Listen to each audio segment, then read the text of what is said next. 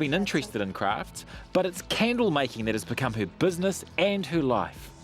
I just love being in the gallery and making things pretty. It's so much fun. Cynthia started Living Light Candles 18 years ago in a small workshop on her Golden Bay property. I've always made things and sold them all my life. But I met a man, and his name was Heinz, and he had the candle business, and I was shopping for candles for a little store that I had, and I fell in love, and we decided to come to Golden Bay together because it was a place we really loved. And I was going to do a bed and breakfast, but we got here, and as soon as I got my hands into the wax, I couldn't actually stop. I would just keep making and making and making, and I just got a real passion for it. And so I started creating little ideas and building that up. While Cynthia has no formal training as a candle maker, she has mastered the craft through trial and error. I had to learn. I had to self-teach, and Google helped a lot. I basically looked up things all the time, trying to figure out things, and a lot of it was just a process of elimination. It was many, many, many hours down here. Producing her candles involves a lengthy and complex process. So when we're doing new dyes, we start with a 1 liter recipe, and then we might get something like this. And then we build it up to say an 80 liter recipe, and the same recipe built up might turn out like this, which is a lot lighter. We still don't understand why that happens, because mathematically it should shift up to 80 liters perfectly, but for some reason it doesn't. Then we put the fragrance in to make sure that the fragrance actually doesn't affect the color. And then we test burn it with the wick and the wax and make sure that the fragrance or the color doesn't affect the burn. So it is a complicated process.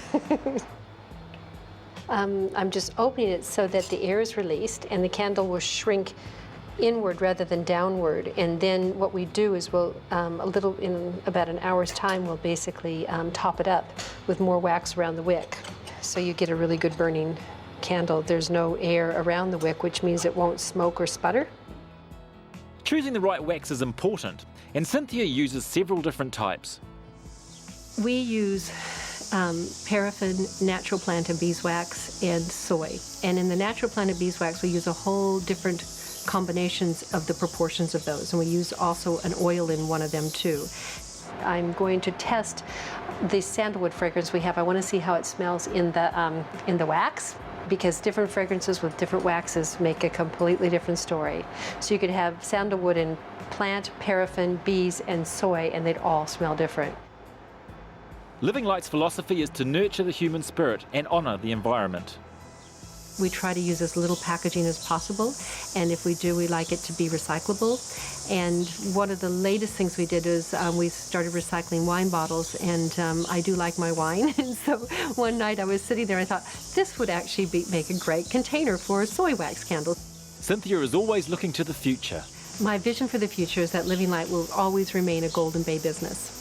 That people know that Living Light is in Golden Bay. In fact, they want to come here to see it. They want to see us making candles. They want to know about it, because when they go out into the stores and they buy a product, they love it. They understand that it's handmade. They smell it and they feel the feeling.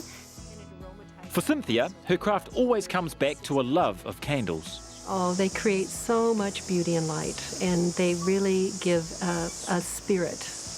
It's why I love the name Living Light, because we are all light. We all come from light.